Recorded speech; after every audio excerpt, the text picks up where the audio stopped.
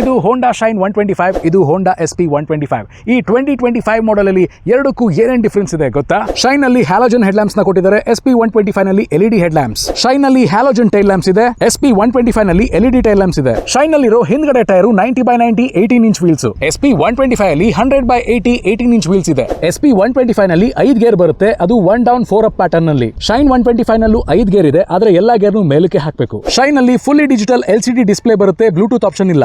SP 125 ನಲ್ಲಿ 4.3 inches colour TFT display ಬರುತ್ತೆ with Bluetooth and navigation. Shine ನಲ್ಲಿ 10.5 litre fuel tank capacity ಇದೆ. SP 125 ನಲ್ಲಿ 11 ಲೀಟರ್ ಫ್ಯೂಲ್ ಟ್ಯಾಂಕ್ ಬರುತ್ತೆ. ಶೈನ್ ನಲ್ಲಿ 162 mm ಗ್ರೌಂಡ್ ಕ್ಲಿಯರೆನ್ಸ್ ಇದೆ. SP 125 ನಲ್ಲಿ 160 mm ಗ್ರೌಂಡ್ ಕ್ಲಿಯರೆನ್ಸ್ ಇದೆ. ಶೈನ್ ನ ತೂಕ 113 kg, SP 125 ತೂಕ 116 kg. ಎರಡು ಗಾಡಿ ಬೆಲೆನಲ್ಲೂ ವ್ಯತ್ಯಾಸ ಇದೆ, ಅದು ನಿಮಗೆ ಸ್ಕ್ರೀನ್ ಮೇಲೆ ಕಾಣ್ತಿದೆ. ಗಾಡಿ ಬಗ್ಗೆ ಫುಲ್ ಡೀಟೇಲ್ ರಿವ್ಯೂ ಬೇಕು ಅಂದ್ರೆ ಮೋಟೋಟೆಕ್ ಕನ್ನಡ ಯೂಟ್ಯೂಬ್ ಚಾನಲ್ ನ ವಿಸಿಟ್ ಮಾಡಿ. ಸಬ್ಸ್ಕ್ರೈಬ್ ಮಾಡ್ಕೊಂಡಿಲ್ಲ ಅಂದ್ರೆ ಆದಷ್ಟು ಬೇಗ ಸಬ್ಸ್ಕ್ರೈಬ್ ಮಾಡ್ಕೊಳ್ಳಿ.